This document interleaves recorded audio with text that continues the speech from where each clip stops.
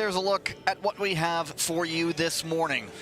It's officially day one of the ISU Short Track World Tour, but before we get into the afternoon's program, of course, we go through the repechage session. And today that includes the men's 500 meters and the women's 1,000 meters. Hi everybody, Gavin Day here.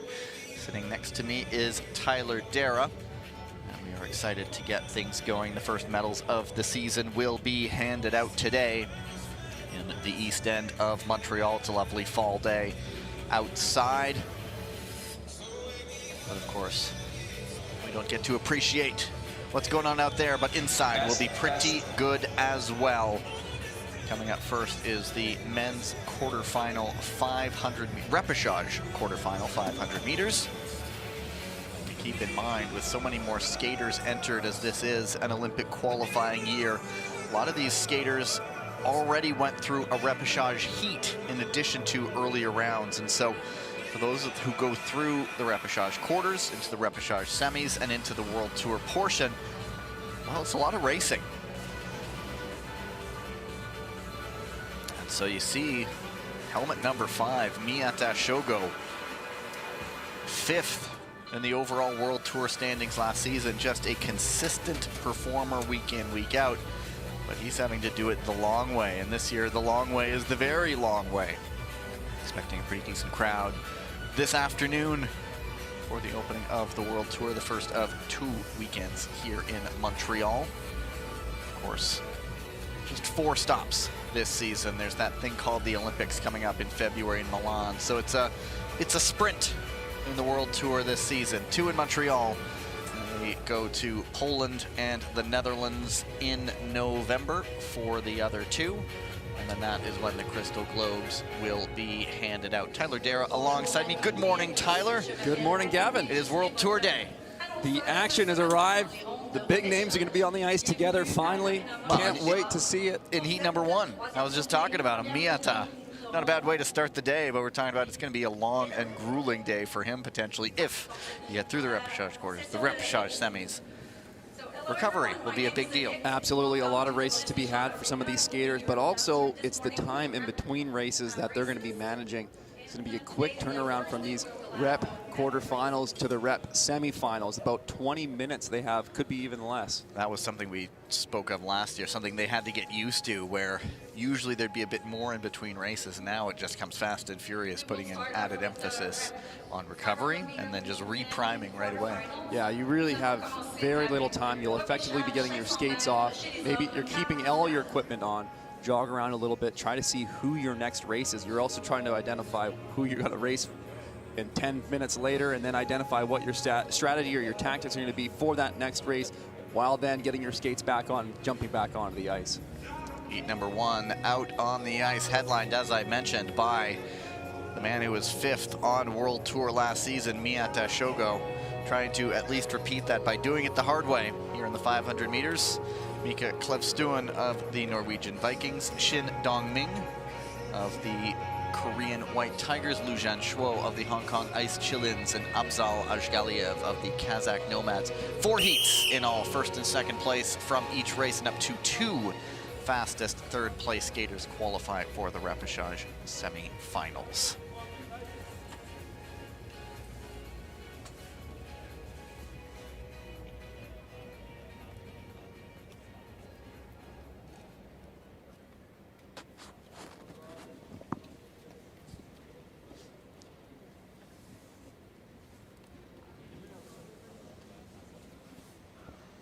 Go to the start.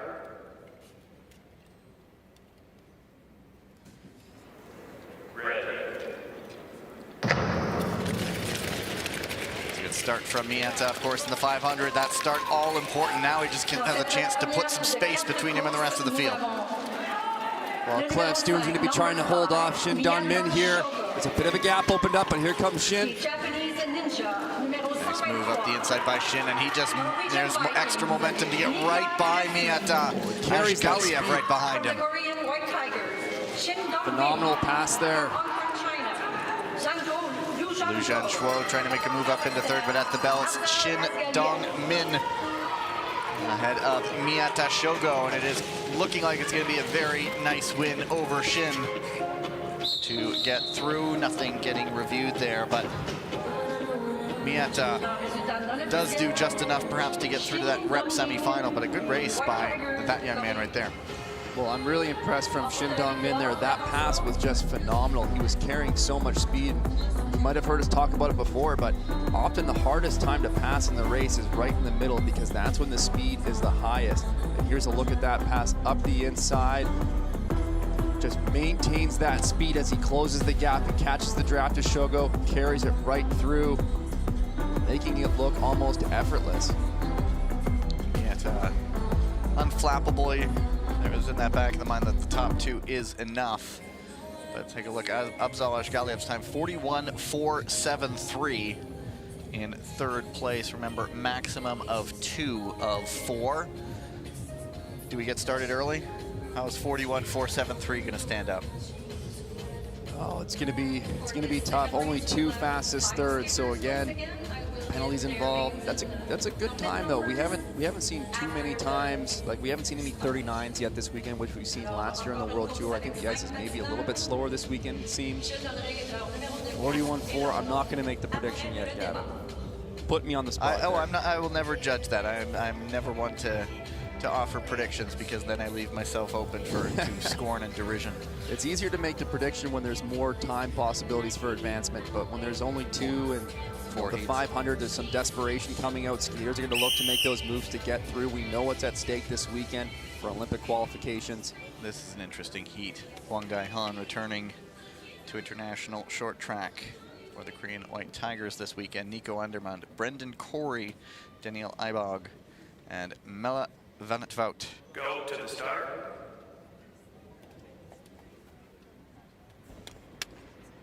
Ready. Sprint to the corner, and Hwang using that position 1 to his advantage. Well, Hwang Dae-han just looking controlled here as he starts to accelerate the pace. Daniel Eibog's got a lot of speed. Let's look to see if he can set something up in third position here. Andermond with a good skate so far. It's a small Austrian program, but it's a very good field behind him, and it is still Hwang leading the way. Now it is Eibog up the inside. It's not there. Andermond closes the door. Van het Wout gets up for third. Well, Daniel Eibog there, well, you might not see it on the camera right now, holding his head in his hands, a little bit of frustration. He went to try to make that pass. He had to back out of it. It wasn't going to be there, but then he had a poor entry, and that allowed Mella Van Wout to jump up the inside, shoot the line for third. That race was a little bit quicker. There's 2 of them now. We saw that yesterday in the mixed relay where the Velsboer sisters, the Van het Wout brothers, family team of the Dutch Lions. I know Jens has said a big goal he wanted to be at an Olympics with his brother. Mella there has dealt with some injury and back there, and we'll see 41.090. That's a touch faster than Ashgaliev's time, and so that one sits fastest of the 2 third-place times right now. Heat number 3. Okay, Hausmann, another Lion, Glebivchenko, Leenaerts Lysans of the Latvian Golden Stars, Lin Chunche of the Chinese Taipei Blue Magpies, and Alejandro Rivero Mershak.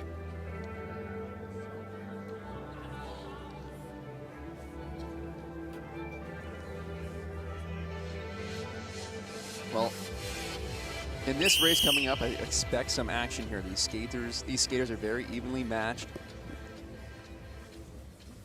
We'll see how that does to pushing them to one of those faster heats. I'm actually going to say it might be slower because of that.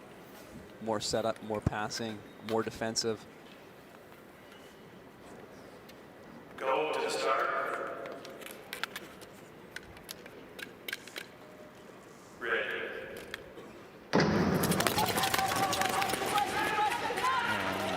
Good start out of position 3. Lysans. It is Hausmann, though, in the lead. Oh, Chenko catches his foot there with Lin. Number 43 from the Kazakh Nomads, But no, from the Latvian. No, it is really spread out. 115, relaxed lead here. Lysens is going to want to try to defend off though. Rivera Meyerchuk, who jumps up the inside with 1 to go.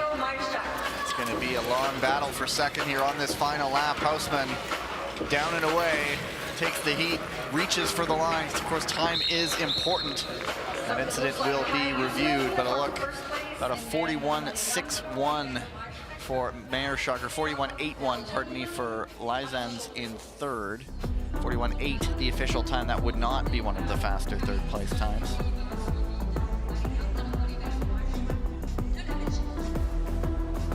Well, a strong race from Kai Huseman, putting down a 40.59. That's a quick time. And even out front like that, he stayed relaxed. He looked comfortable. He didn't look like he was pushing it too hard. A nice controlled race, showing some strength there. And that time's really going to benefit him when we come back for the repechage semifinal, so he can have that lane advantage.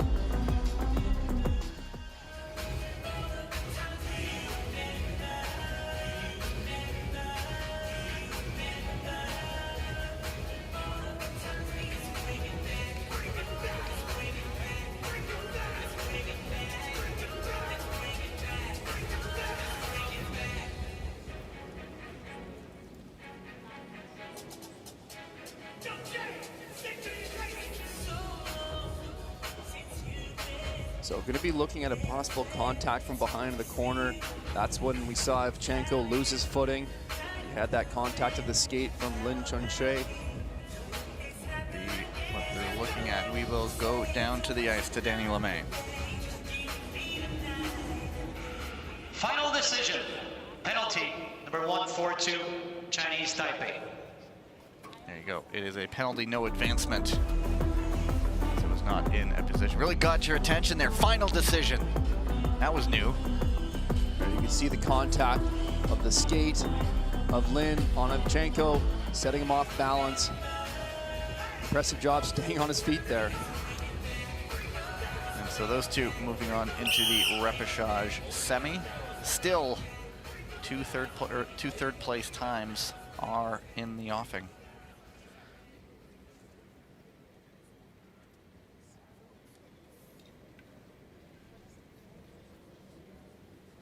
Go to the start.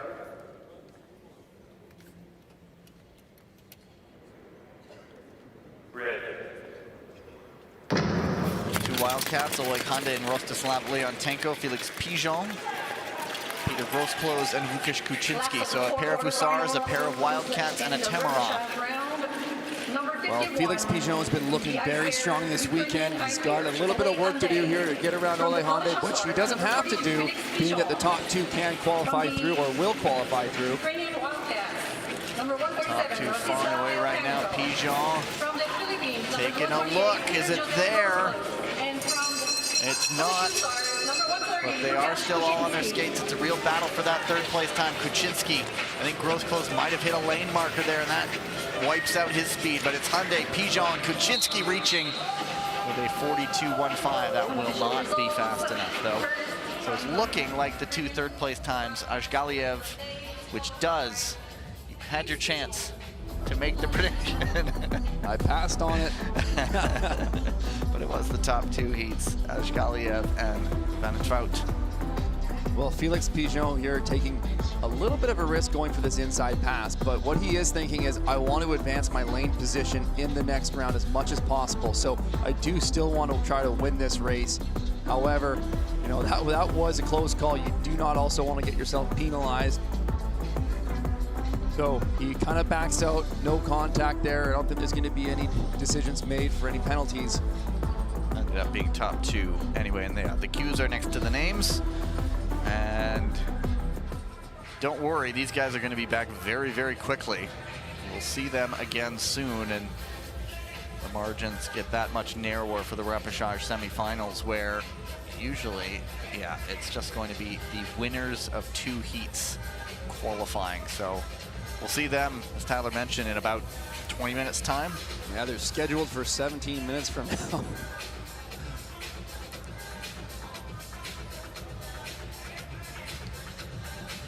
And here we go for the women's 1,000-meter repechage semis. We did the quarterfinals yesterday. So these ones, the pressure is on right now to get into those World Tour spots. Just the winners of 2 heats.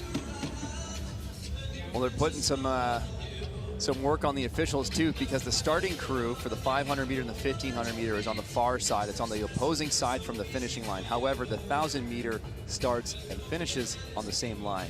So the starters have had to run around the track here, get set up. They'll race these 2, or is it, what do we have, 4?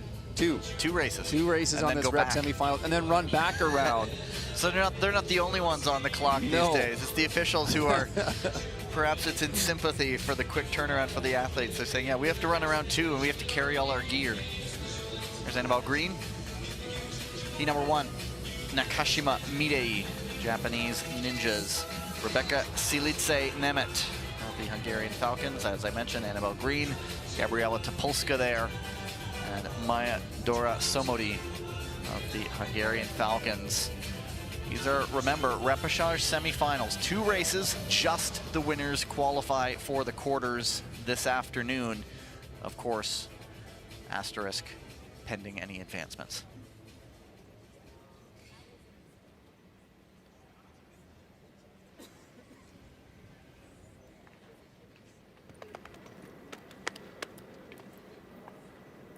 Go to the start.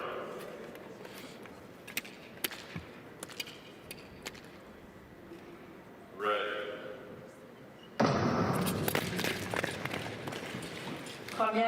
No worries about times or any of that. It's just these 5 women going up against each other. Yeah, time's not a concern. However, it is only the lead skater, the winning skater, who goes through. So that does put a lot of emphasis and stress on being in the front of the pack. That's why we're seeing these moves to the lead early, because you need to be near the front. You want to be sitting in that lead or those top 2 positions when the race really picks up. You can't be trying to make a move from 5th position late in the race. Topolska, 24-year-old from Białystok. Been doing this since the age of 10. And just getting to that World Tour session this evening is a huge shot in the arm when it comes to the Olympic qualifying rankings. Nakashima maybe looking to make a move here, gonna try to set up again. Nothing to be had. Topolska's bringing that pace down. See the lap time drop from 9.9 to 9.5 there. So often as you're in the lead, you can hear the foot movement, the blades of the skaters behind you, and you can hear them starting to move quicker or accelerate. You respond when you're in the front. Here's that bell lap. Back and forth, Nakashima and Topolska go. 2 skaters go out wide. It's open for Nakashima there. That will get a review, but it will be Nakashima over the line ahead of Silitse Nemeth. Drama unfolding in the last lap. There was a bit of a contact there between Silitse Nemeth and Somodi, which kind of had that domino effect into the back of Topolska that set her off balance. So we will likely see a review of that, but either way, Midei Nakashima skating clean.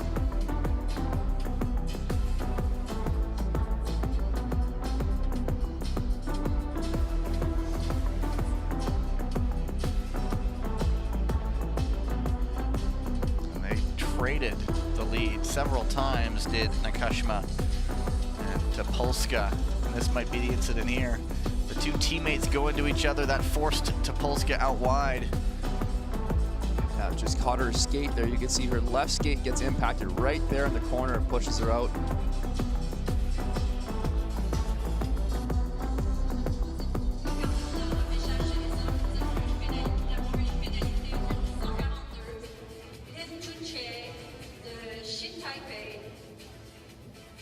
In the corner, contact from behind.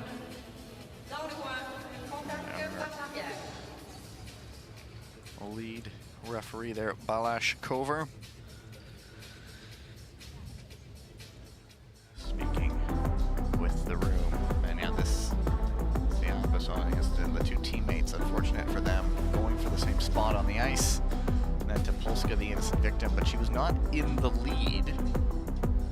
Watch her left leg there. That's the contact from behind. Sets her off balance.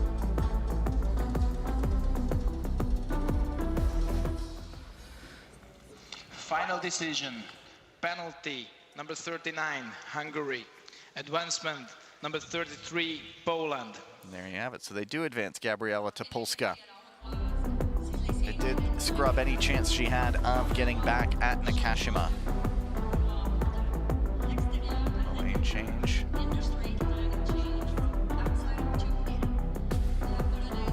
So you can see that adjustment of the track pattern from outside, cutting across to the inside.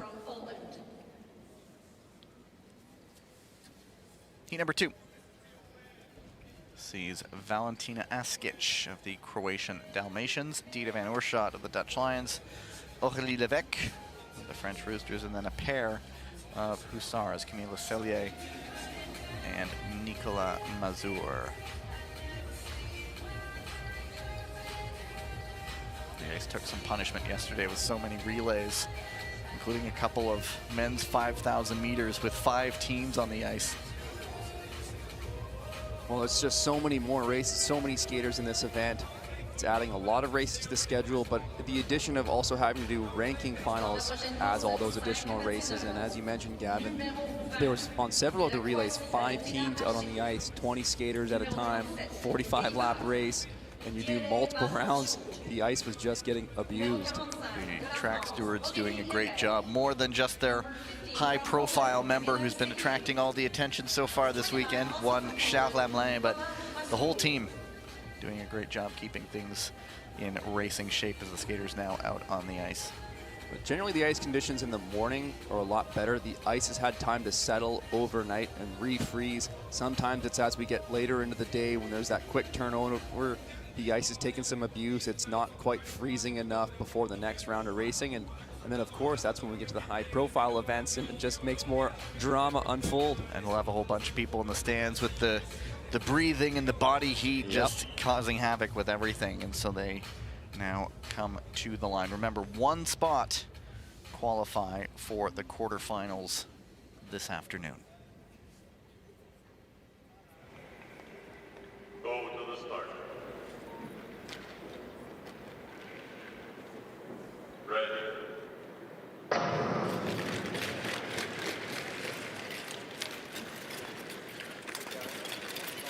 So once again, in this race, number 20 from the Croatian Missed Dalmatians, on the World Championships last year. Picked up an injury in Milan at the test event, the last World Tour stop, when she crashed with Petre Ashapati. And speaking of Ashapati, I know the Hungarian program has been sharing videos of her recovery since she suffered another off-season injury. I think she is still out for the Olympics, but it's nice to see she's on the road back. Just a huge move from Cellier there, jumped up all the way to the lead. It was a nice, clean inside pass. It was tight, but she made it stick. Oorschot in good position, in second now. Askic relegated to third as Dita van Oorschot eyeing that 1 spot in the quarterfinals. But right now, it is Camila Cellier. Now van Oorschot up the inside. That forces Cellier out wide, and the door opens for Nicolas Mazur. Askic looking to go around the outside. Levesque jumps up the inside. A lot of jockeying here.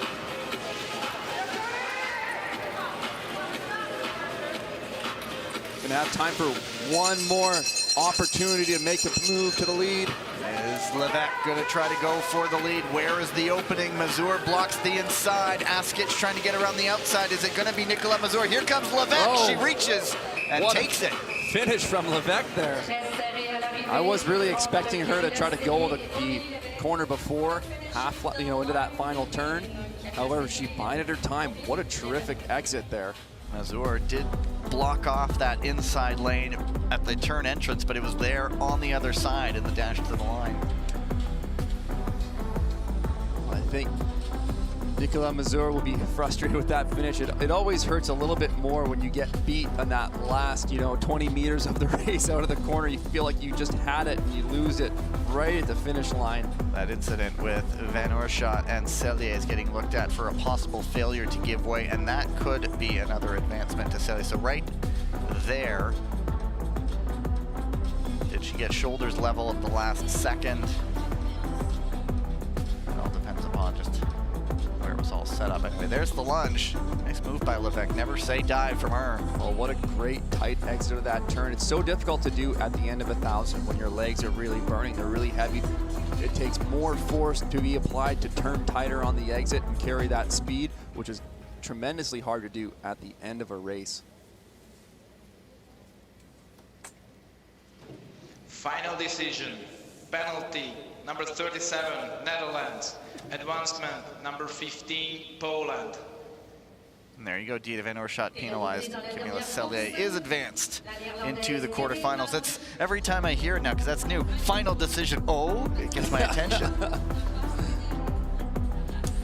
It's final. Don't ask me any questions about it.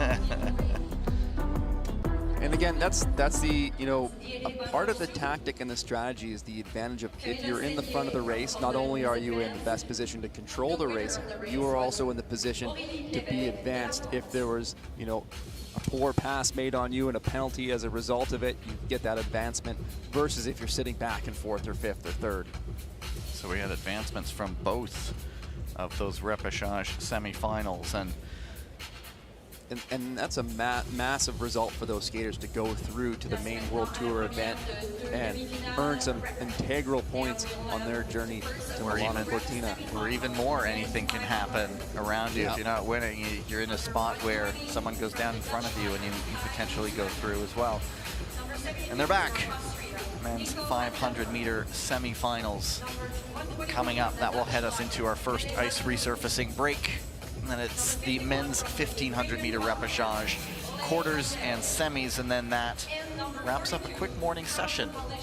A lot of meat coming on this afternoon, though, as we will give out the first levels. Thanks for joining us, everybody. It is just before 10:30 Eastern time here in Montreal. I'm Gavin Day, Tyler Dara sitting alongside me. It's always fun over the course of last year, getting messages from people who are suggesting tweaks to our pronunciations and such. Always appreciated. We're trying. Exactly. It's a lot of names and a lot of languages that we don't speak. Well, this year in particular, we have a lot of new faces, a lot of new names on the Short Track World Tour in search of that Olympic dream. So we're also trying to learn along the way. And it's a lot of frantic Googling, and it's not always possible to find these names out there if they have not been around many races. So, well, Gavin, I want to thank you for all the effort you do for that, because you're really carrying the weight on that for our team here. I'm trying. I mean, they come all this way to put on a good show, and I'd like to get at least that part right. I actually, I'll tell my own failing. I always thought it was Sandra Velzebor until I finally heard her say it, and there's a K at the beginning. So I saw her the other day, and I quickly introduced myself, and I went, "Do you say it like Cassandra?" And she's like, "Yeah." And I was like, "Okay," because I just wanted to get it right now, and she kind of laughed. And now that we've said her name 1,000 times as Sandra, now we have to try to reprogram our brains to say it's Cassandra. difficult. Like Silitse Nemec. I was listening to it over and over and over again. Okay, I'm going to get this right because I had another pronunciation in mind. But anyway. And I'll also just say, you know, Gavin, being that you're spearheading all this name calling and I'm just really trying to imitate what you're doing, if I get it wrong, I'm just... You know who to blame. That's right. Hey, I can fall on that grenade. They have a graphic for it. Ice repair. We'll get a flood after this. A couple of 500 meters. They're already out on the ice. It has a pair of lions. That Wildcat right there, Oleg Hyundai, Felix Pigeon. I believe, I'm not saying his name came out, or he comes up as I'm talking. That's just luck. It's I'm not telling which camera to go to. It's just a good camera work that they're doing here. Or the direction downstairs saying, take camera. Anyway, appreciate those guys too. There is Mila van het Wout. So it's 2 from the Netherlands, 1 from Austria, 1 from Ukraine, 1 from Poland. Well, I'm sure these skaters are welcoming that ice repair because it's buying them just a little bit more time, that 2 extra minutes to recover, because here we are at 10:27. We finished the rep quarterfinals at 10:10.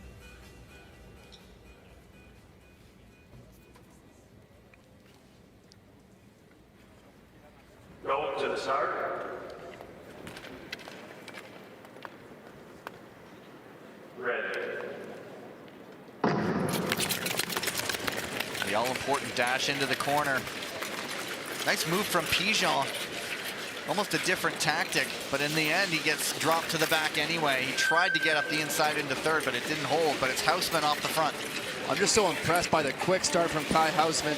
He's a rather tall individual, and he's just so quick off that line. And he's got his teammate, Melle Van Wout, in behind him now. They got to eye up that first place position. They'll be able to resume their friendship in a moment, but it's Melle Van Wout up the inside. Houseman, can he battle back? There is one spot, remember, and it is going to be Melle Van Wout taking the race. Well, great pass set up from Melle Van Wout there. So challenging too when you're going up against a teammate in particular, because you know that you're extremely happy with that result, but you know you've also, by doing so, bumped your teammate out, which is a little bit tough sometimes in the team dynamics, but you got to move on from it. Pigeon, almost the good idea to get from position 5 up to third, but then he was squeezed back out to the back of the field.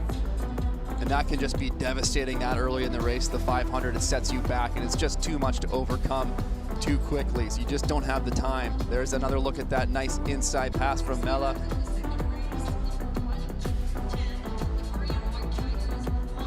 And you can see the frustration from Kai.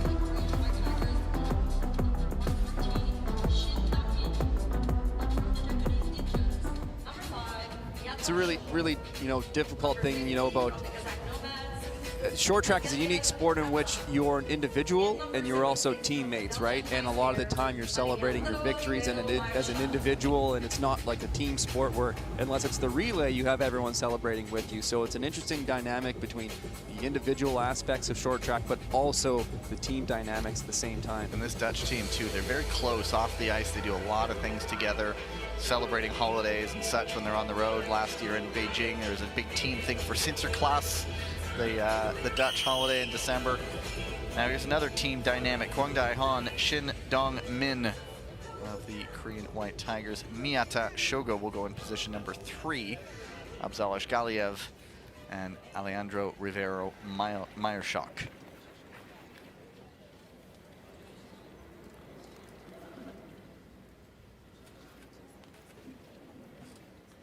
Go to the start.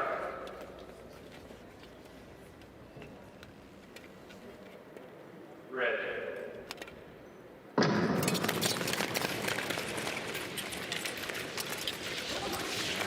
it's a nice move up the inside immediately for Miyata, but now is he perhaps getting squeezed? Here comes Ashgaliev. Great work from Ashgaliev there to capitalize on the opportunity. The battle between Shin Dong-min and Miyata Shogo opened the door. But Hwang Dae-on, watch him shoulder checking, looking around. But there it is right there. Incredible awareness on the track right now, trying to see where everyone's at. And it is Shin trying to make a move on Miyata on the outside. All the while, Hwang Dae-han on the front. It's a real battle for second, but it is Hwang taking it. And I think Miyata got up for second, but it's really all academic when there's just one spot in the offing. Number 110 from the Korean White Tigers, Hwang Dae-han.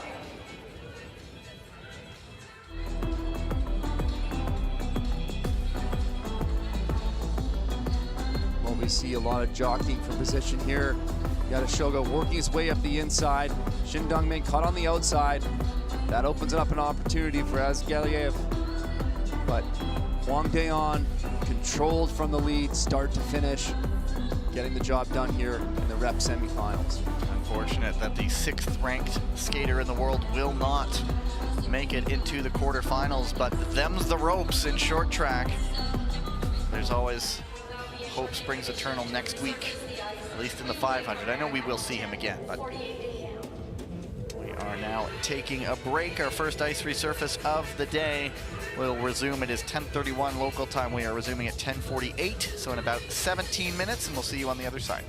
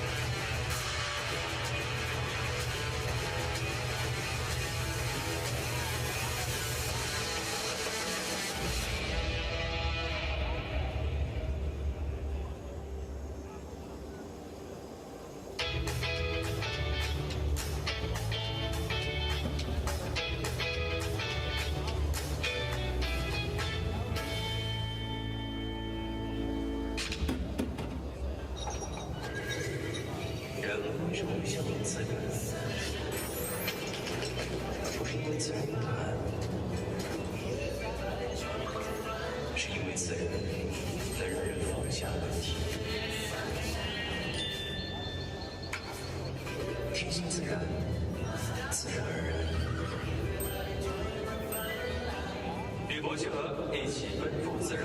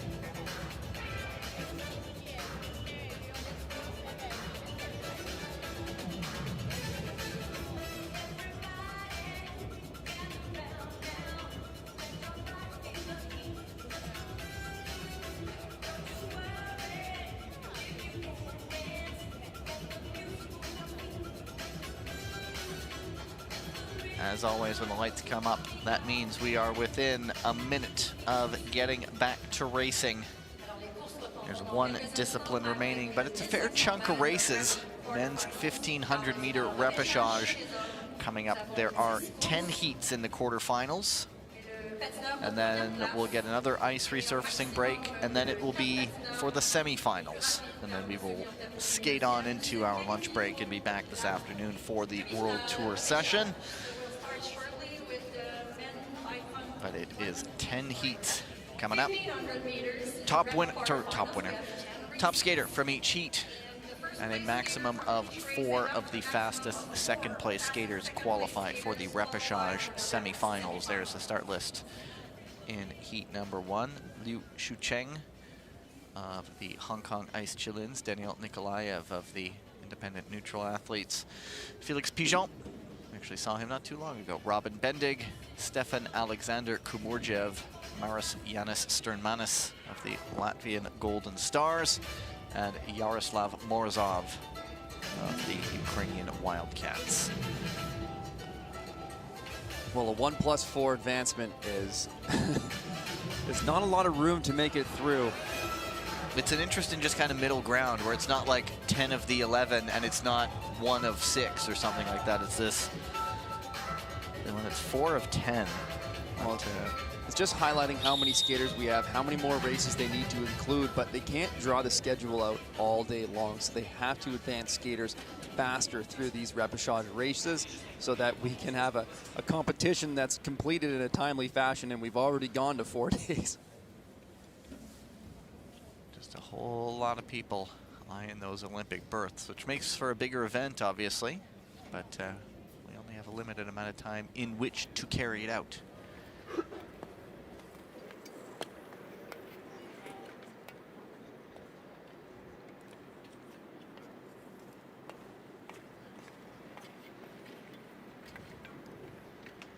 Position 7, right behind positions.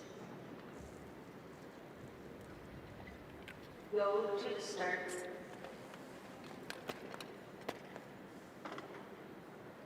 Ready.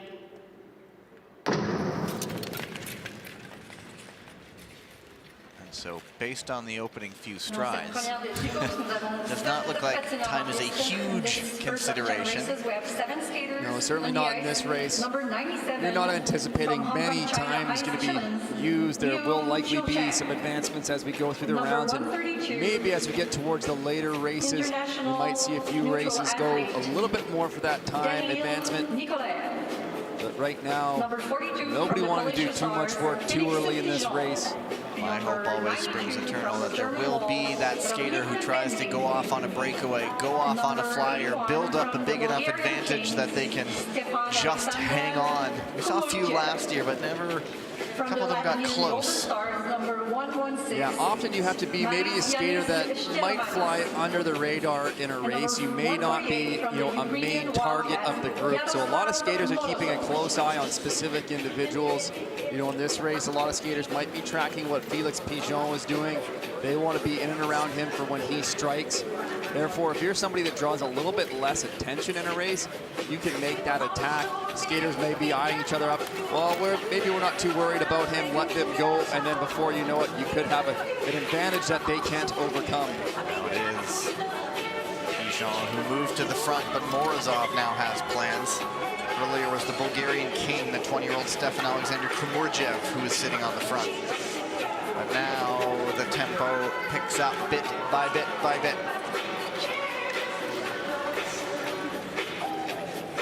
Even this, they're not flying, but still they're going over 40 kilometers an hour. You see lap times there in the 9.4 range. Comfortable speed for a lot of skaters. We know they can get down towards those 8.0 second laps. Some of the quickest laps we'll see is around that 7.9 second marker. However, that would be in a 500-meter event. Now it really kicks off. It's Nikolaev in the lead. Liu up into second place. Now the gaps are more pronounced. It's Liu for the lead on the inside. It's still not done yet. Nikolaev battles back nicely, but Pigeon's back in the frame here. And I think he gets up for second. Actually, it was close. Well, Nikolaev did a great job striking at the right moment. The pace was still quite relaxed. He was the first one to make that move. Everybody was getting a little too patient, I think. Some people might be thinking, man, I wish I had struck just that little bit earlier.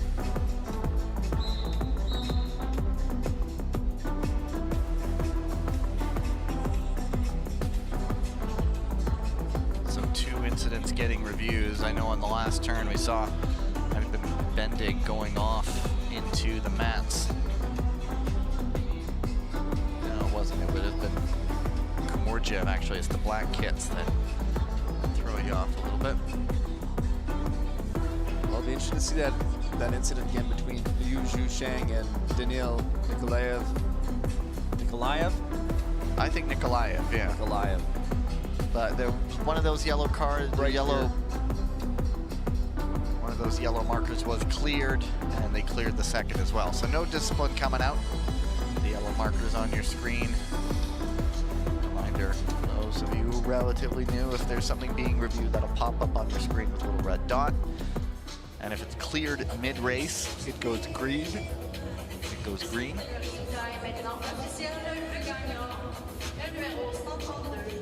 Nikolaev.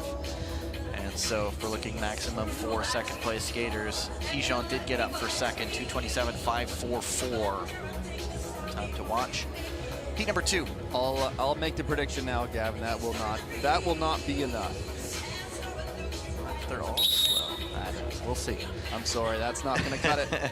Liam O'Brien, Irish Wolfhounds, Bensit Nogradi of the Hungarian Falcons, Tibor Komarički, the Slovenian Goldhorns, Martin Kolac, Croatian Dalmatians, Thomas Natalini, Stan Desmet here. Both the big names in the race. Something's got to give here. Munk Erdenbeleg of the Mongolian Saigas.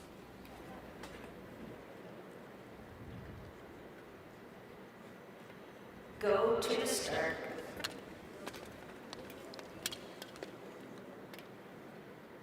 Ready.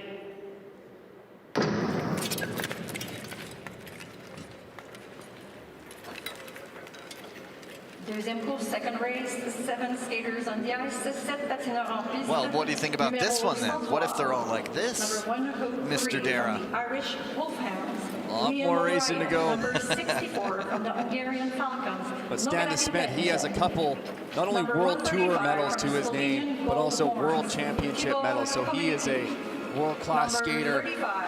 It's going to be a real showdown with Stan Desmet and Thomas Natalini. A little bit surprised with knowing that the two of them were in this race, that they didn't maybe go a little bit quicker from the start, because it really could go to either one of those skaters. Those are kind of my highlight picks in this grouping.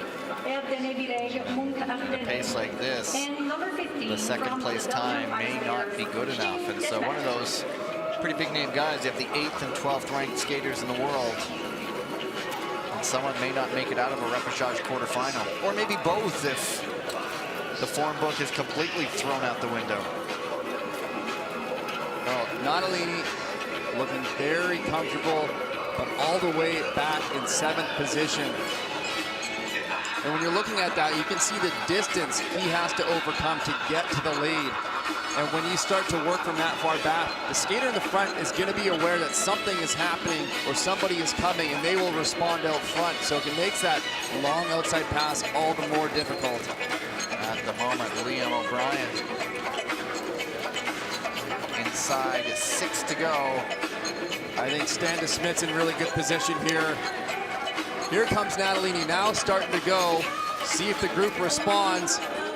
Really winding it up out the outside. Around 1. Around 2. We'll see if Desmet tries to follow. He's sort of boxed in there now. He goes up the inside. It's Natalini for the lead.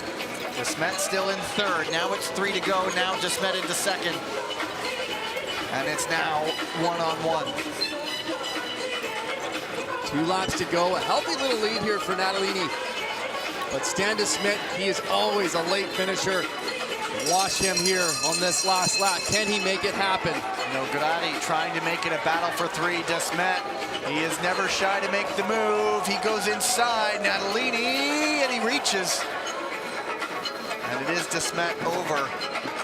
Well, I wonder if the officials are going to look at that lunge from Stan Smith. We will have to wait for the There was one before the other day where he was almost on one knee and it was not in control. So, some interesting things to kind of look at if we get another review of that finishing corner there. Natalini knows that he's going to be challenged by Stan Smith. He's thinking he's going to get the challenge coming out of the corner. So what Natalini does is he enters a little bit wider so that he can hook tight on the exit. However, Stan Smith is never afraid to make a move. So when Natalini moves that little bit wide to do that defensive track, Stan Smith jumps up the inside to take that lead position. And then he's able to hold that corner, and then we have that big lunge at the finish. I know Natalini did sort of get a hand up on Desmet. So let's watch here. Natalie steps out wide there. That was that deep track maneuver there to try to hook tight, but Stan takes that open door, jumps up the inside. I think he was on his feet when he crossed the line. They have cleared it. So they did look at that finishing that finishing shoot, but they have cleared it. But he just had the skates down on the ice right there.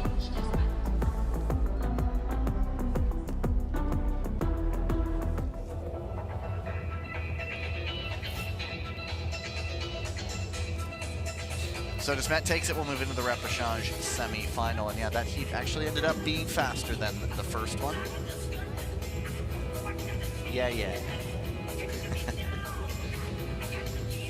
Long way to go. No, I believe your analysis on this one. It's only going to get faster as well. Dan Koss, Mohamed Bozdag, a couple of Wolves, Jonathan Ruskenbleck, and Jonas Hammermuller. Lucas McDonald, Lone Ice Kia, picked up a good win yesterday in 1,000 meters. Frederick Pedersen of the Norwegian Vikings, and that man, Eklavia Jagal, the Indian Maharajas. I guess the only Indian Maharaja. Grammar counts. Going to change team name depending on team membership. Exactly. Yeah, just so one thing when we're looking at the times, the official world record in the 1,500 meters is 2:09, but skaters, unofficially have broken that record many times. I remember even dating back to my old skating days, Michael Gilday skating to a time of 2:03 in a time trial 1,500 meters. So looking at a 2:27, which is, realistically about 25 seconds off what skaters could potentially do at, peak pace or maximum speed. That's, it's a very easy time to achieve. Now working on the broadcast side of things, he works as part of the Canadian broadcast. We'll be excited to see him here next weekend. All right, can I maybe substitution? Yeah, you're trying to kick me off already, Gavin? Hey, kick me off. I don't know. We can all revolve through and take a turn. I want to be an analyst too.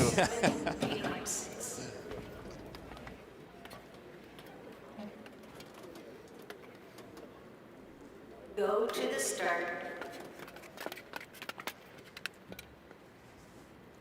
Ready. Koss and Bozdag really the ones to watch in this. Bozdag ranked 20th in this third race. Once again, we have 7 skaters. in the world in this one. Number 21. He's in the black suit in fourth right now with the red helmet. Number 38, Still country from just the Turkish Anatolian Pars, Mohamed Bozdag. 18 years old. Youth Olympic silver medal from the German Wolf, when he was 16 years old. That was Turkey's first at a Winter Games or a Youth Olympics. And so a lot of these guys on that Turkish Anatolian Pars are similar age, coming up together. There's a bump there. McDonald, Ruskenbleck able to stay on his feet. But it's Koss on the front right now. A lot of back and forth there between Lucas McDonald and Ruskenbleck. But Dan Koss, you can see right from the get-go, really wanted to position himself at the lead of this race. I think he's quite confident that he feels he's the strongest skater here, and he wants to stay out of trouble in the back and control from the front. So it certainly seems faster than the previous two. McDonald was off the back for a bit, but he's closed that gap back up. Dan Koss getting quite a tight track pattern here. You see that heavy pivot at the apex, the center of the turn there, keeping his exits tight. No, another Bozdag going down there. It's unfortunate for Bosdag. Now it's really Koss's race to lose, and that has created so much separation. That first incident, the review was cleared, but now you see the second yellow dot popping up on the screen, and now Koss just skating everyone else off the back of him. It's Hammermuller trying to keep it close. And he is battling for a time, but it's Dan Koss. Inside one to go, just avoid any drama. And he will take this one. And Hammermuller crosses with a 2:15.76. And by about 11 seconds, that's the fastest heat we've seen so far. At least in terms of second place times. Well, Dan Koss doing a lot of work out front, keeping that pace higher, trying to break the field apart, which is exactly what he did. One of the things to think about, though, there's a lot more racing to go. You don't want to, exhaust yourself too heavily in this first round. You have a lot more racing to come, so it's also a bit of that energy management. You want to do, ideally, the bare minimum to win, to conserve, but. Are you advocating laziness? I'm advocating laziness sometimes. Smart laziness. Exactly. Tactical laziness. So if you say tactical ahead of it, it's okay. Yeah, it's all part of the plan. Win, but don't work too hard. Precisely. But that's not an easy thing to do, because you do have to treat every race as though it's the most important race. As much as you want to be thinking about the semifinals and the finals ahead of you, you're not going to get there if you don't win this next race. Is in position to do that. A repechage semifinal, it's really just one position. After the 1,500 meter repechages, we have tactical lunch coming up. Doesn't work as well there. So those three schedules, that's where Bosdag went down. I mean, I don't think it's going to lead to an advancement because they were just so far back. It is, of course, possible shared responsibility. They're also looking at possible lane change from outside to in on Pedersen, but it didn't affect the outcome overall. But of course, penalties, when you're looking at Olympic points, penalties could come back and bite you in the end. Final decision. No penalty for shared responsibility. Skater 124, Norway, and skater number 38, Turkey. And that is the final decision. No penalty, shared responsibility. We'll get another look at it. It's everybody just kind of squeezed in there. Bosdag tried to go up the inside. So we have, kind of looks like a little bit of a late entry or failure to give way, but also you could see the track pattern shift there from Pedersen. So it's hard to identify that. It really has to be clear which individual is responsible for that outcome. So, and both of them share the responsibility. That's where they got its name from. Just realizing it. Heat number 4, Mika Klevstuen, Lujan Shuo, Oleg Hande, Ernestas Cech, Eric Anderson, Rio Ong, and Theo Collins.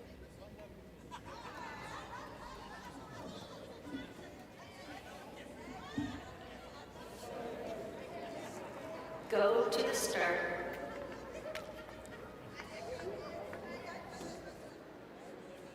Ready.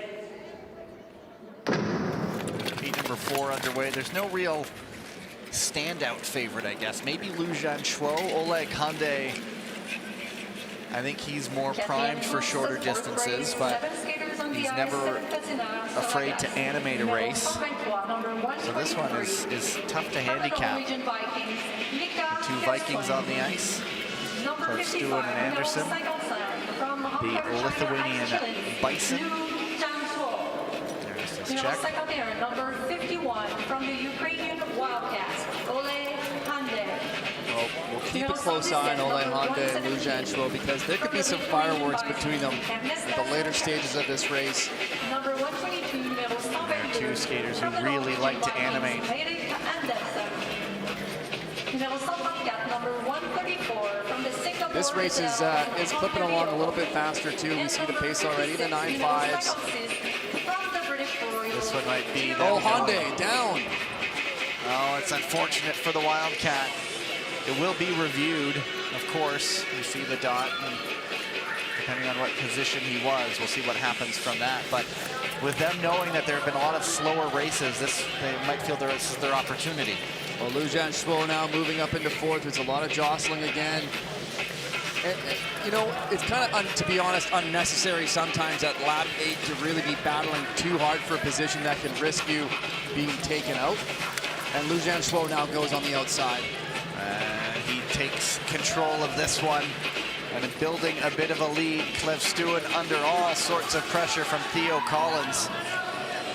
The time could be so important in this one. Now Collins into second. The Vikings relegated to third and fourth. But Lujan Schwo, that first incident review has been cleared. So unfortunate for Oleg Hyundai, obviously, but them's the ropes in short track. That's short track, as they say. Well, Collins got to keep pushing here. He's got a shot at a good time in this race. And it is Lujan Schwo, a good skate from that young man. Grabbing the race by the scruff of the neck right when he needed it and pulling away. So about a 2:16.87 for Collins. That is slower than Hammermüller's time. So it makes it the second fastest heat right now. Still, at what point would you start to think that maybe it's more realistic? We still have about 6 races left. I think that time from Theo Collins is probably going to be that bubble one of making it or not. I'm feeling that Jonas Hammermüller's 2:15.7 could stand. I'm kind of predicting that we probably get at least 1, maybe 2 advancements, and then races start to see that they could go through on time and start to push the pace. But again, you may want to be the individual to get the race going and moving, but you don't necessarily want to try to pull the whole thing start to finish, because then you could be, at risk of having pulled somebody along the whole way and then just capitalizing on your fatigue at the end of the race to take the victory from you. So it's kind of playing with those strategies. Maybe you go out, get out to the front early, do 2 quicker laps, get the pace moving, and try to look to see if somebody will take over that lead from you.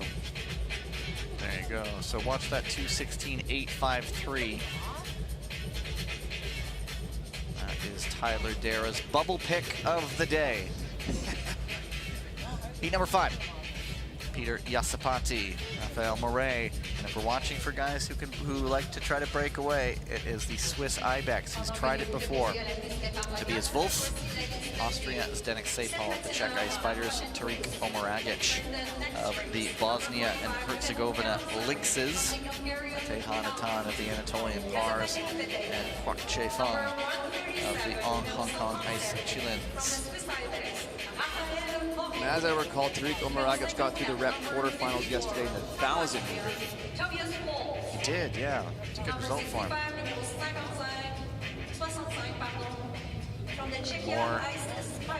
It feels warmer in here today. I've dropped the jacket. I know there have been a few times where I haven't. So I'm watching the ice repairs going on again, and I don't know if there's been a change of condition or what, but it feels like there have been a few more patch jobs being made. But of course, there have also been crashes. But it feels warmer in here today to me. It's just that elevated heart rate from the excitement. It's very true. Yep. We're time to get down to business. Go time for everybody here in just a little bit with the medals in the offing. Not too far away from now.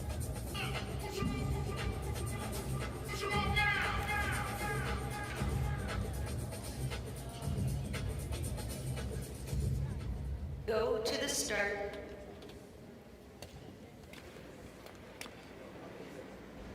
Ready. And still no attacks coming from this one.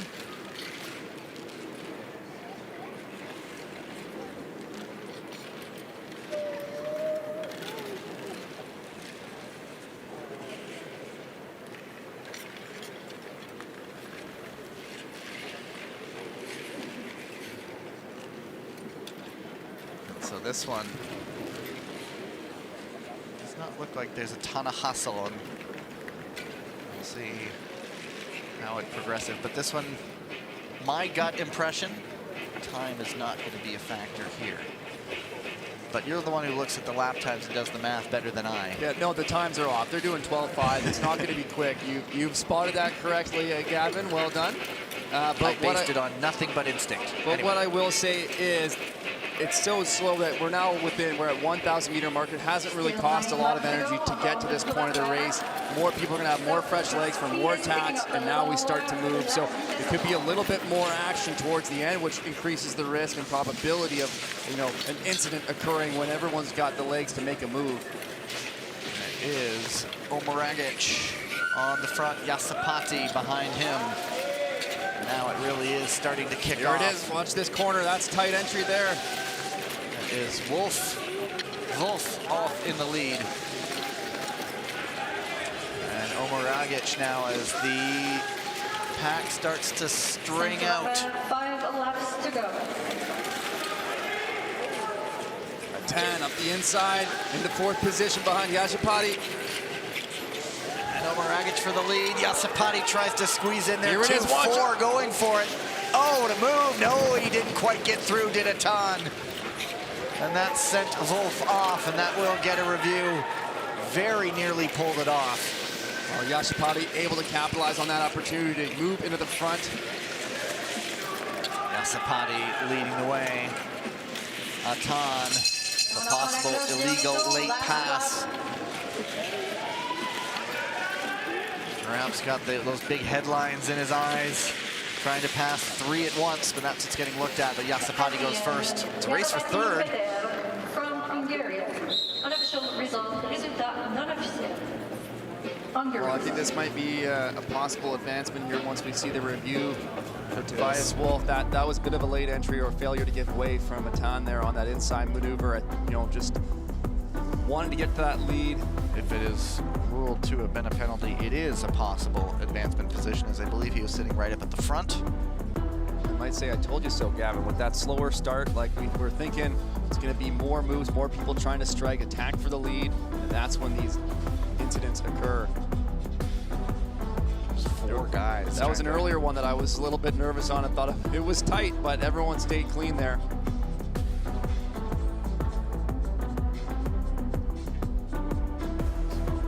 Forced out wide there, but that wasn't where it is. It was here comes the pass attempt right there, and a bump and a spill, and that is what is under review, and he was at the front. So if there is a penalty, it would be an advancement.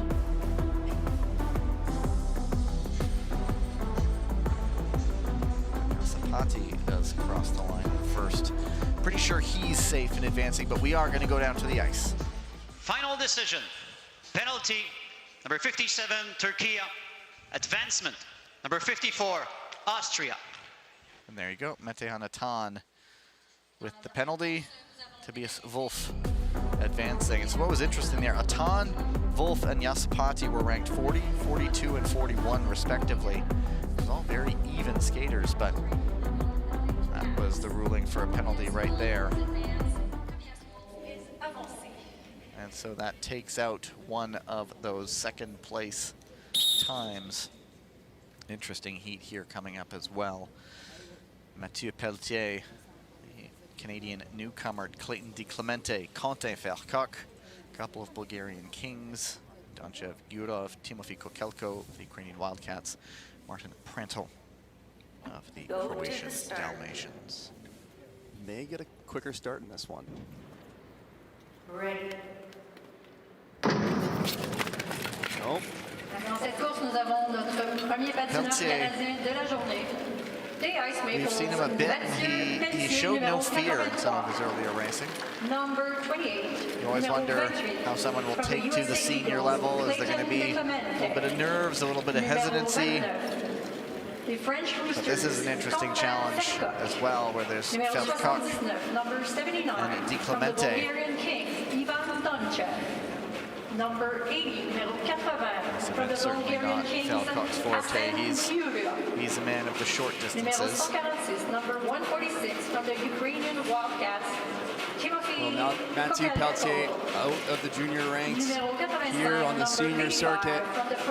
Very capable skater, but it's another, a higher level of competition than what he's faced before. So it's going to be interesting to see how he stacks up against these other more veteran seasoned skaters like Verkoff.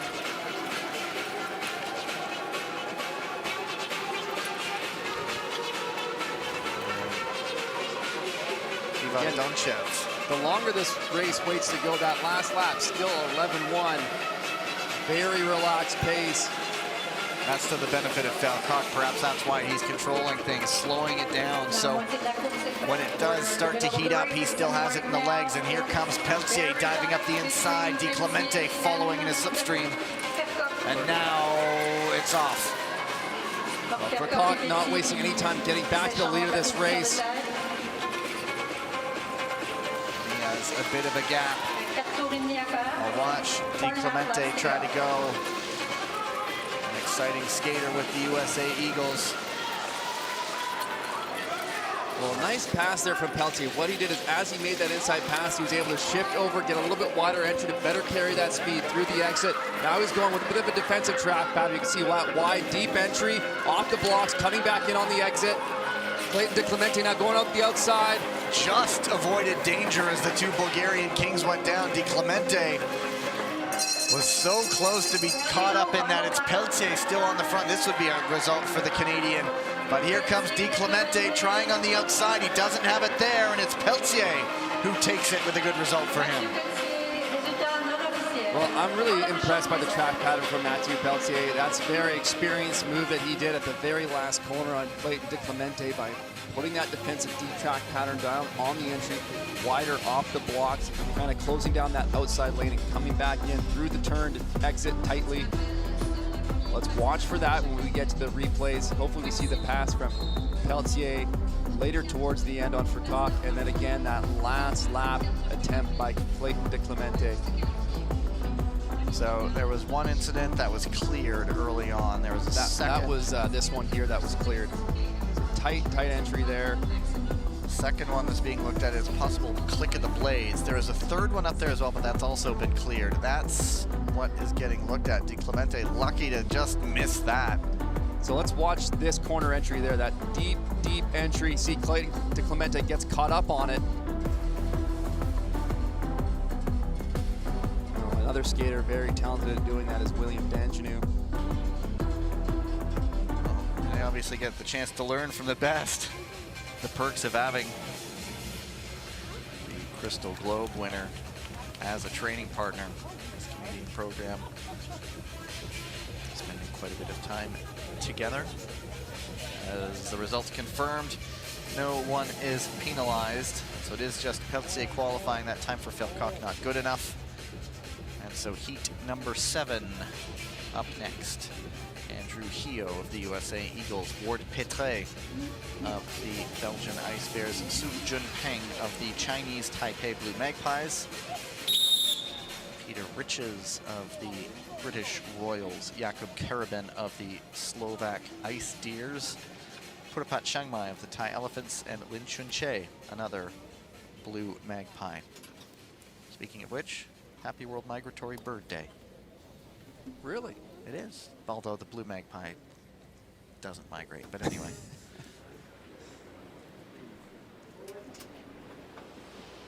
Position 3 and 4, switch.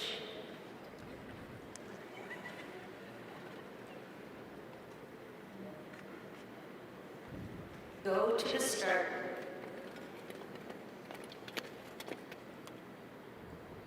Ready.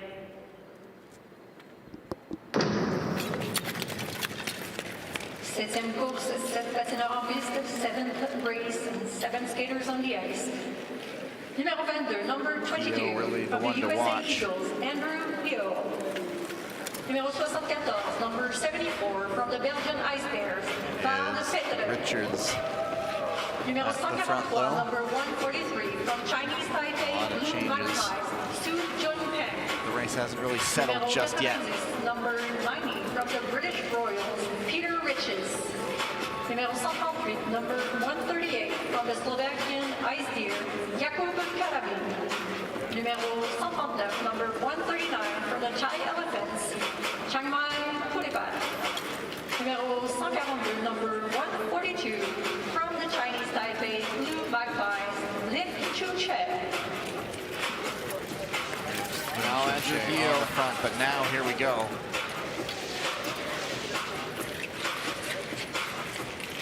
Nice quick adjustment from Peter Riches there to jump around the outside. 7 laps to go here.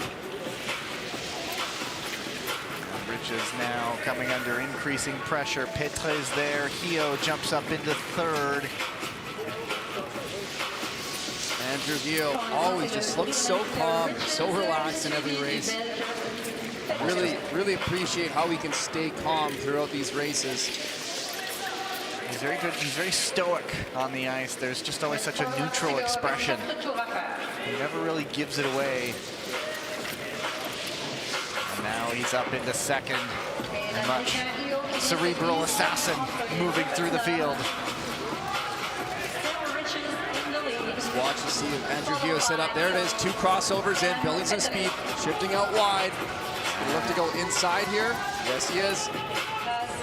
Riches loses the lead. Let's see what is left in the tank for him. It's Hio on the front. What does Riches have to do? What are his options? Sizing it up the dash to the line. It's Hio on the front right now.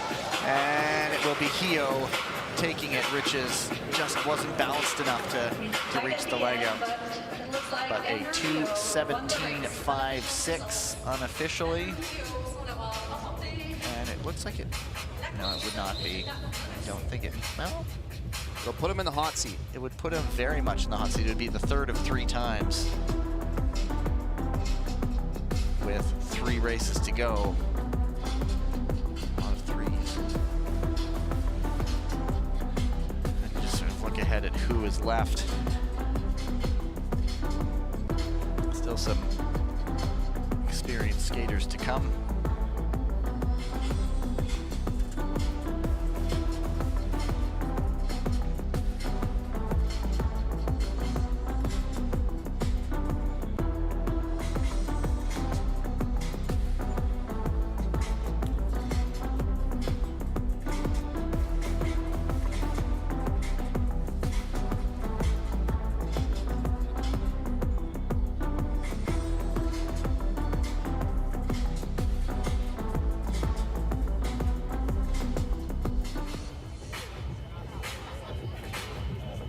Result confirmed. Riches now is the one on the bubble.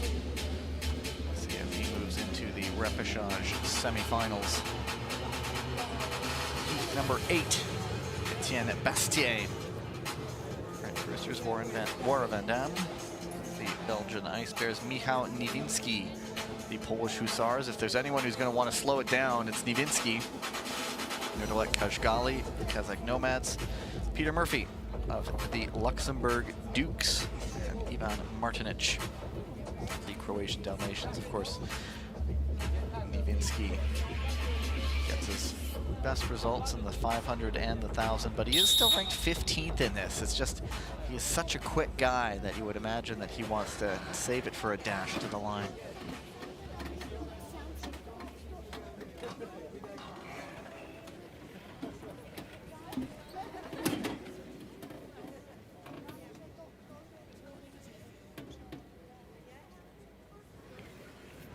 Go to the start.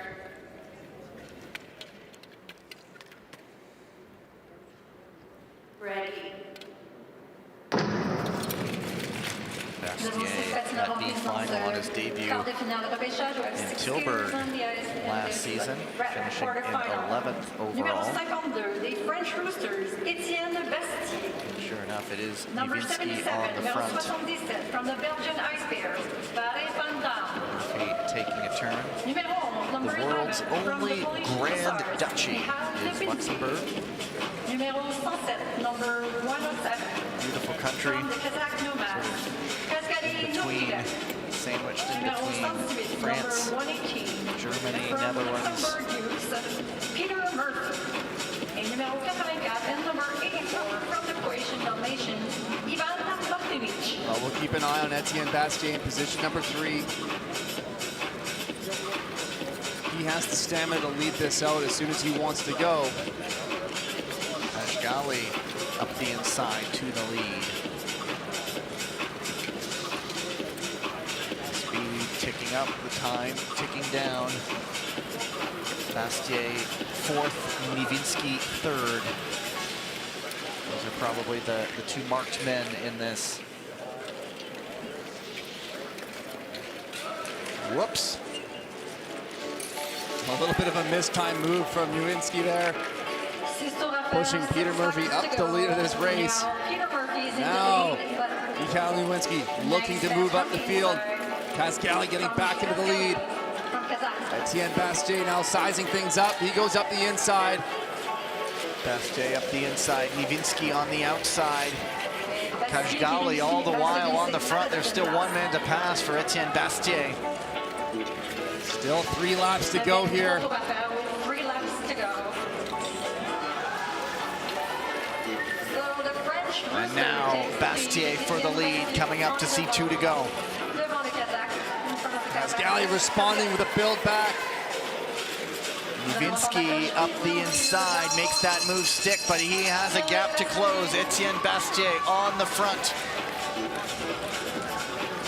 There's a great skate by the French Rooster, and he will take that automatic qualifying spot. Shake of the head from Nivinsky.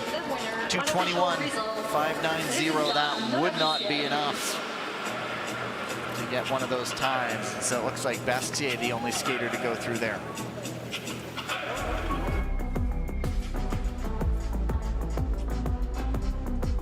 Well, this is where things start to change a little bit.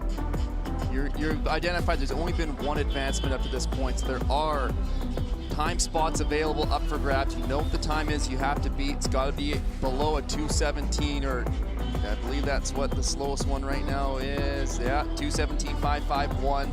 So now you can kind of look at it. If we go quick, it can be more of a 2+0 approach to the race rather than a 1+0 kind of mentality going in those early rounds.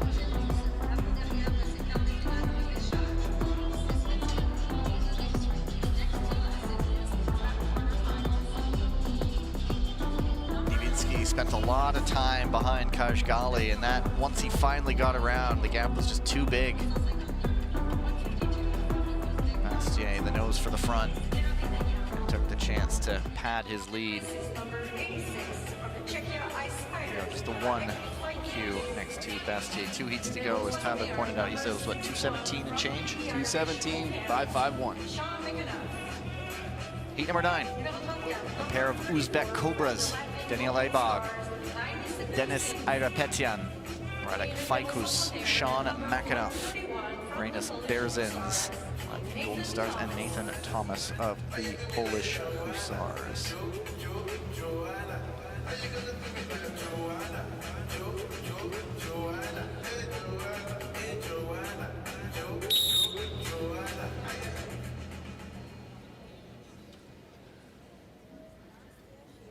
Some disappointment earlier. Let's see how he comes back here. Still one of my favorite kits there.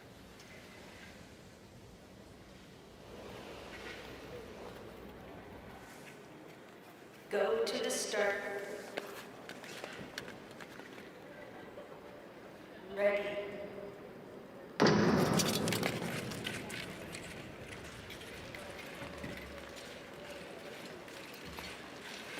See how the time might play in here. The opening few strides anyway, 8.5 seconds on that half lap. Yeah, it doesn't look like anyone's really thinking about the times here. That one close to 12 seconds. We need to get into the mid-10s pretty quick. I don't think they're listening to you, Tyler. Nope, not if you want that. The time's quickly going out the window here unless we see a change of pace. It is easier to go out quickly and bank that time than it is to chase seconds where your legs start to go away. Now mechanics takes the lead. But it'll all kick off when it Latvian does. skater takes over right after. Berzins En tête, nous avons le on the Letton, front. Still, he's the only one under 11 seconds there. suivi de l'Irlandais. A chess match in this one.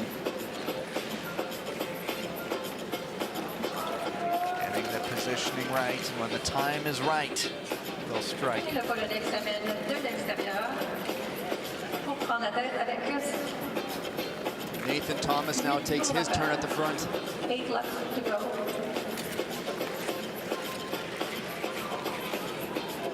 Six laps to go here.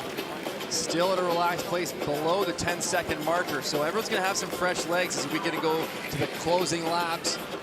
Berzins back to the front. Latvian takes the lead again from See the what this can Polish do for a guy like skater. McAnuff, who can bring the pace when it needs to be there. Berzins, Thomas. Now here comes Abog, always the one to watch.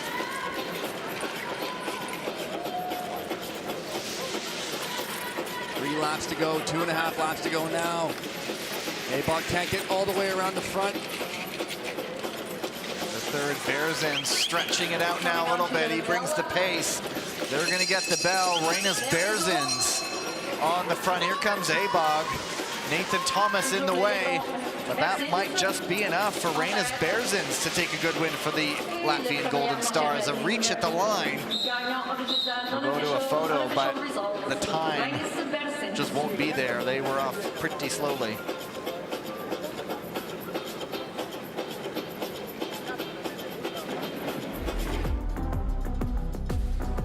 don't think anything's getting reviewed either. No, I don't think so. Fairly pretty clean skate there.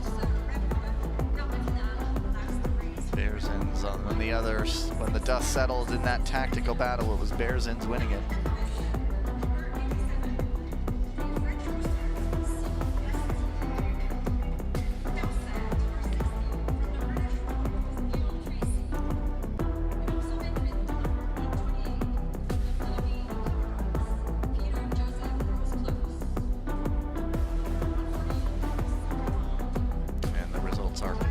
Berzins takes it, the only one to come out of that race.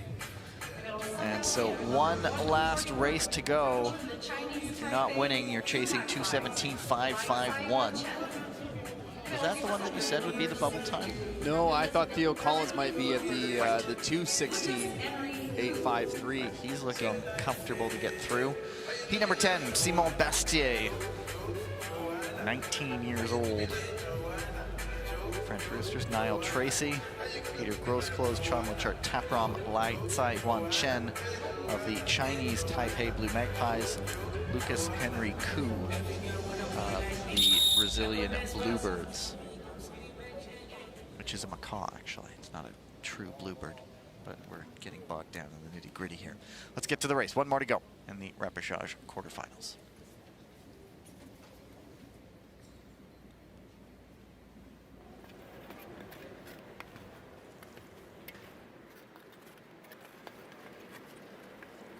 Go to the start.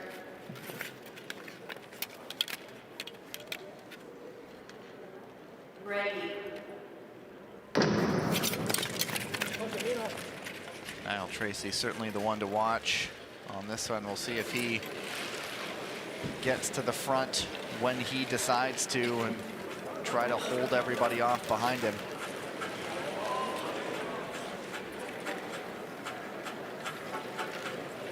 We're off another slow start here, 12-2. Time is quickly fading away. So if you're Peter Riches, there's two British Royals already in those second place times. You're Peter Riches with each passing lap. Might be feeling better about yourself, but of course, with the slower start leads the chance to more fireworks at the end, which of course could mean advancements. And so much to watch for.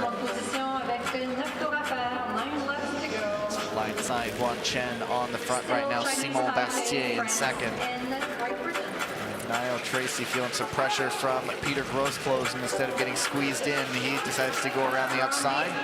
Outside and inside. Oh, 30 skaters down there. Several skaters down there, including Bastier. Grosclose also down. Well, there will be a review of that incident.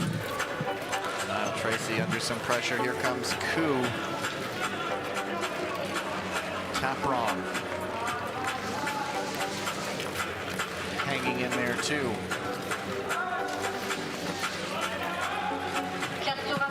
Four laps to go. Tracy so often in his office on the front there, picking it up bit by bit. Koo the only one who can stay with him.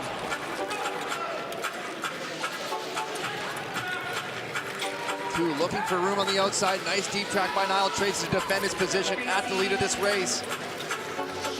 Great defensive skating by Niall Tracy. Now 1 to go.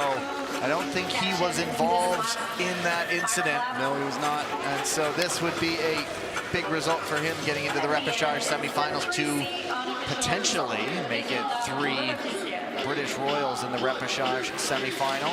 But depends if there's an advancement out of this one. Exactly. And so it's a possible failure to give way. It's what they're being looked at. And that's Simon Bastier, I believe. It all depends upon where they were in the race.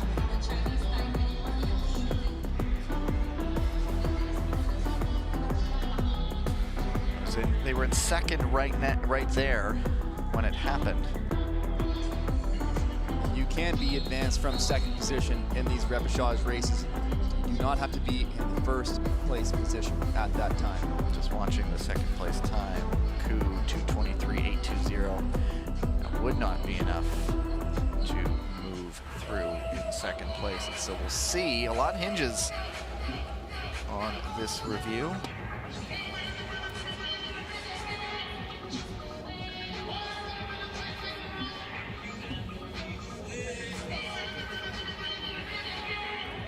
There's another look inside the video review room. All the officials pulling out all the different angles, all the best replays for our chief referee. This is it right here. This is the possible failure to give way. And then Grosclose just a victim of the contact here as he was looking around the outside. Yep, just clipped there, but he wasn't in second at the time. It's really, I guess if there's a possible advancement, it would be Lai Tsai Huan Chen.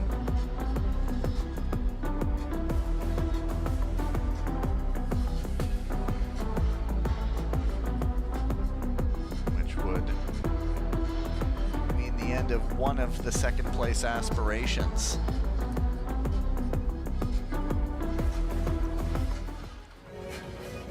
The decision has been made, and so we will go down to the ice. Final decision. Penalty number 87 from France. Advancement number 141, Chinese Taipei. There you go. So it is a penalty to Simon Bastier, the advancement for Lai Tsai Huan Chen of Chinese Taipei, the Blue Magpies. And so that knocks out one of the second place times. I believe that was to Peter Riches. And so our second place qualifiers are Theo Collins and Jonas Hammermuller. And there were 2 advancements. And so we're due for another refresh on the ice. And then we'll be back with you for the final 2 races of the morning session, and that will be these repechage semifinals, as you see a list of those who will be back on the ice in just a little bit, resuming at 11:58 a.m. local time, 17 minutes from now. So start your watches. See you soon.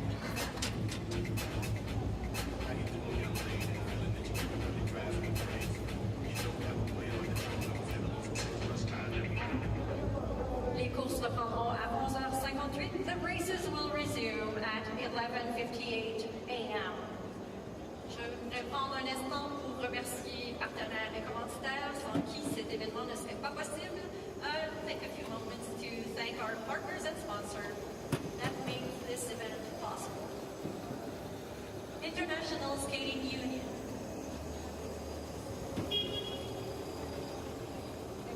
video. Chinese National Sport Group. Patinage de vitesse Canada.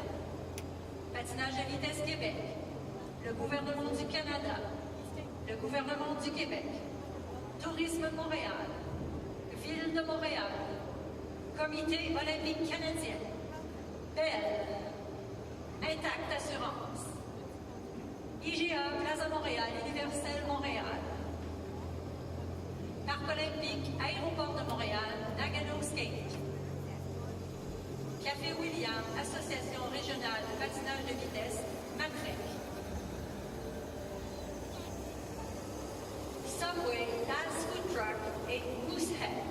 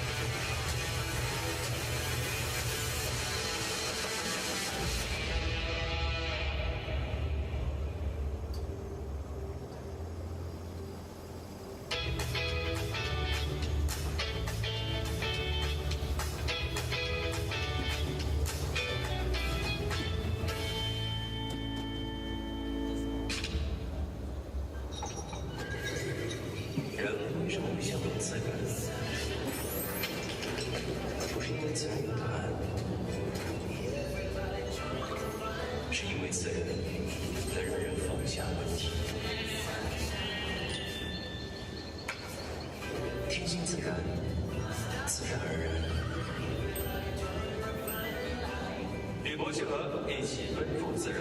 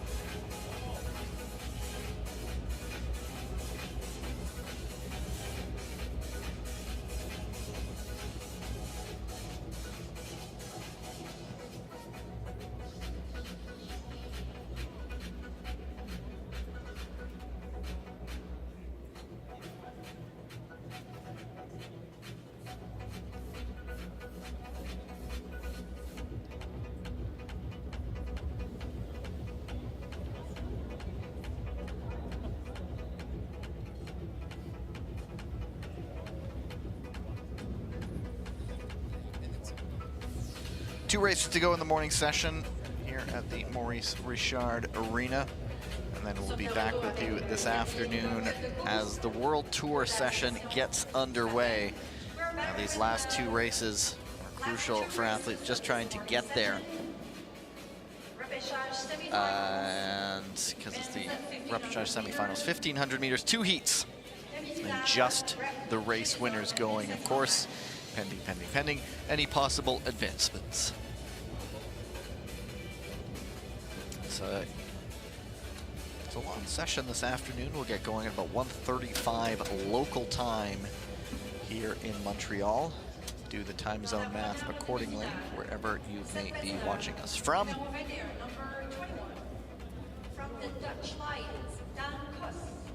Well, it may be a long schedule, but it's going to fly by when we're in those medal rounds. And a lot of the time is also giving out medals as well. You're going to be a busy man this afternoon, hustling down after races to get some chats in. You may see me on the ice. I'll be waving excitedly. Gonna have to run down there, throw the skates on, jump the boards. I know him, I'll shout. On the ice, Dan Koss of the Dutch Lions, Theo Collins of the British Royals, Etienne Bastier of the French Roosters, Rainis Berzins, Latvian Golden Stars, Mathieu Pelletier of the Canadian Ice Maple, Stan de Smet of the Belgian Ice Bears, and Lai Tsai Huan Chen of the Chinese Taipei Blue Magpies. And so someone is not going to get in. A lot of skaters are not going to get in. There is one space, and there are some pretty decent skaters in this field. They go right to the semifinals. So, but even when ranking points come into play, these guys are still going to pick up some Olympic qualifying positions. Yeah, they don't want to give up on this race. Still some valuable ranking position points available here. Every place will count. Go to the start. Ready. I believe you say it's 32 in the individual distances? 32 in the 500 meter and the 1,000 meter, 36 in the 1,500 meter. And then, of course, if you take it into the two semifinals, that's going to be maybe 14, 15 skaters. Well, in the 1,500 meter, you'll have 3 semifinals of 7 skaters, so you got about 21 skaters. So then these semifinal races do kind of factor into that. Right, it is 3 semifinals. My apologies. But yes, so even then, these guys are in line to get some valuable Olympic qualifying points.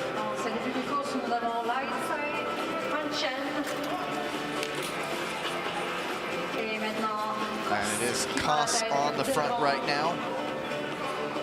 Well, Koss going with a strategy that worked for him in the quarterfinal. Theo Collins tucking into second position. Got one of those time advancements, but now it's just all about Stan de Smet who's down. Catches his blades. That will be a frustrating fall for that skater, Stan. But he's back up on his feet, and he does have to keep it going. We talk about those positions. That will be reviewed as well, but don't see anything untoward happening, just getting blades crossed up potentially, but Pelletier on the front right now. Well, it's really interesting because Stan would have been identified as one of those skaters to watch for in this race. Some of the skaters may have heard the incident behind them, but it's not until they come around that they see it's Stan de Smet down, and they go, okay, Stan de Smet's out of this. That really changes the dynamic of who I'm up against, what my strategy might be in the closing laps here. He's the top-seeded skater in this field. But watch out for the likes of Collins or Bastier or Berzins. Well, Mathieu Pelletier is in good position here. Dan Koss has been doing a lot of work at the front of this race. He still has 3 laps to go. Pelletier is going to look to set something up here, moving out wide. Theo Collins jumping up his inside, though. That takes that gap away. Can't make that move stick just yet. It is still Koss at the front. 1 to go. Pelletier loses his balance on the move. Who does that open the door for? Bastier is there. He loses speed, and it is going to be Dan Koss, but here comes Pelletier, but Koss takes it. Well, Mathieu Pelletier was looking for those opportunities where he could try to find them, but as he was trying to set up his pass, Theo Collins was taking advantage of that inside lane. Mathieu Pelletier lost his ability to accelerate, so those kind of those battles back and forth really impact how you're able to try to make a move. So Dan Koss being out front in that lead position, just controlling the race, very well executed from him. And that means he is likely to go through the semifinals. That review earlier, that incident, just a click of the blades there, it was cleared. Unfortunate for De Smet just as the race was getting going. Yeah, some days the luck just isn't in your favor. Those unfortunate incidents don't go your direction. The dangers of having to go through the repechage, double underlining the importance of those earlier rounds. There was a look at the inside pass attempt from Mathieu Pelletier, but he just lost his footing on the left foot. Here's another lunge for the line.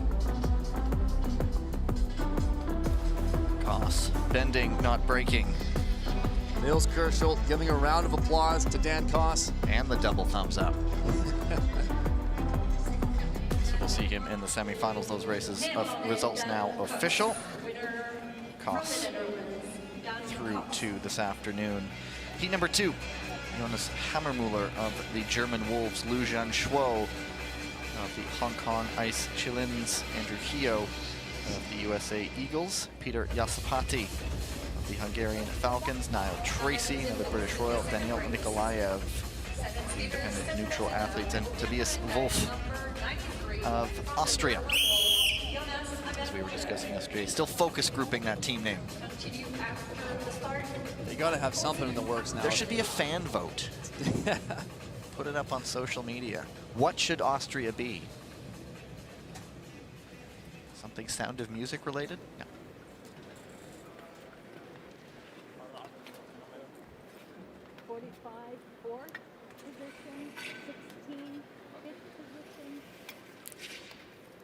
Everybody in the right place. Go to the start.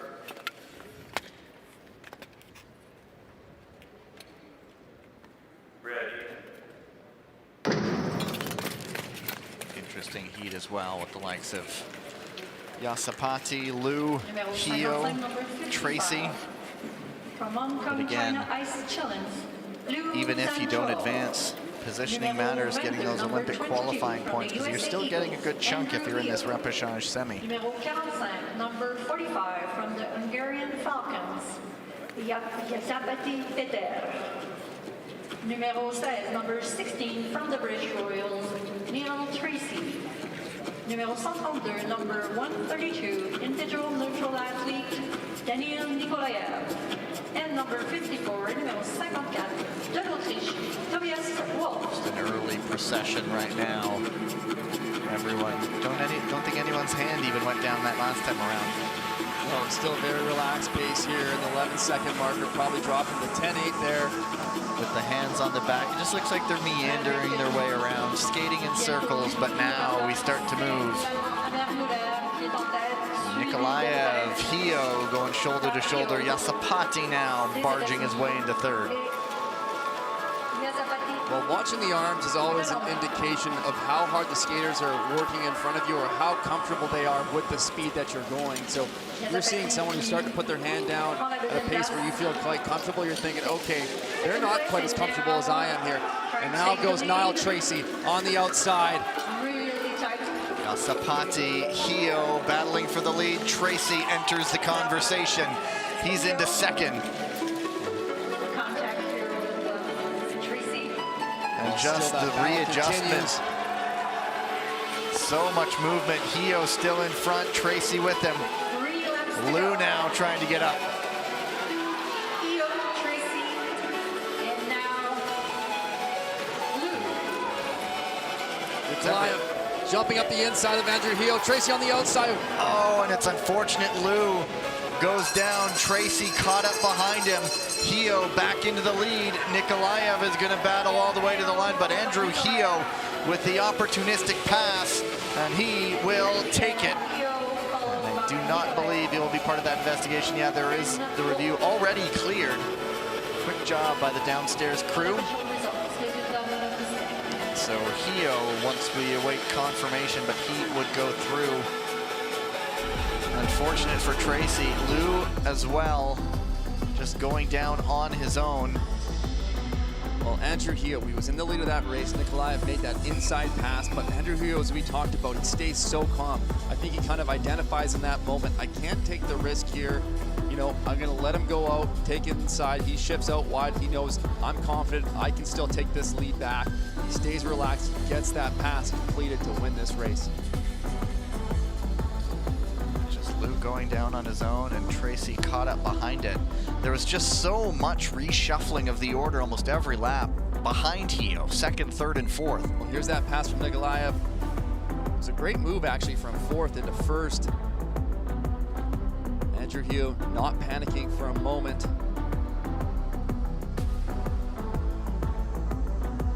Again, just facial expression giving away absolutely nothing, and yet he now has the Q next to his name. So Dan Koss, Andrew Hio, we'll see them later this afternoon in the semifinals. The rest, well, they get some points in the bank for Olympic qualifying. Confirmation of the results, and that does conclude our morning repechage session. And when we return, it's time to go for the races. The ISU Short Track World Tour. The Blades will really hit the ice this afternoon in about just under an hour and a half. 1:35 local time is when we will return. On behalf of Tyler Dara and the entire crew here in Montreal, my name is Gavin Day. We will see you in just a little bit.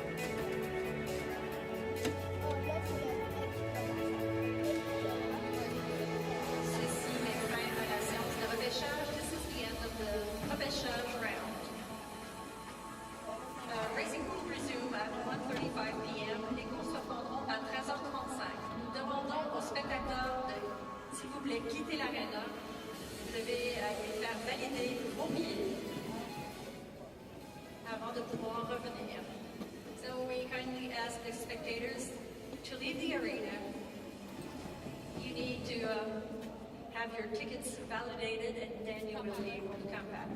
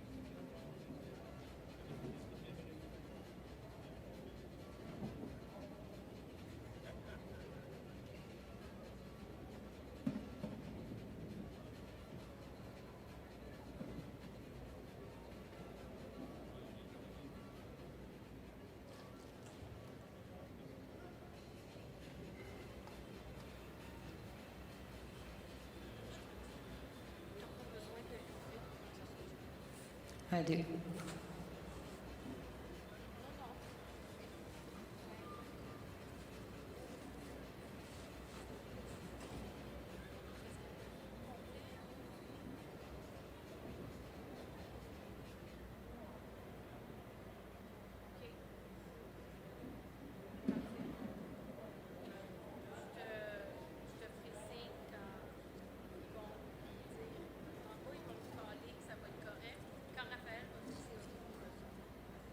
Okay.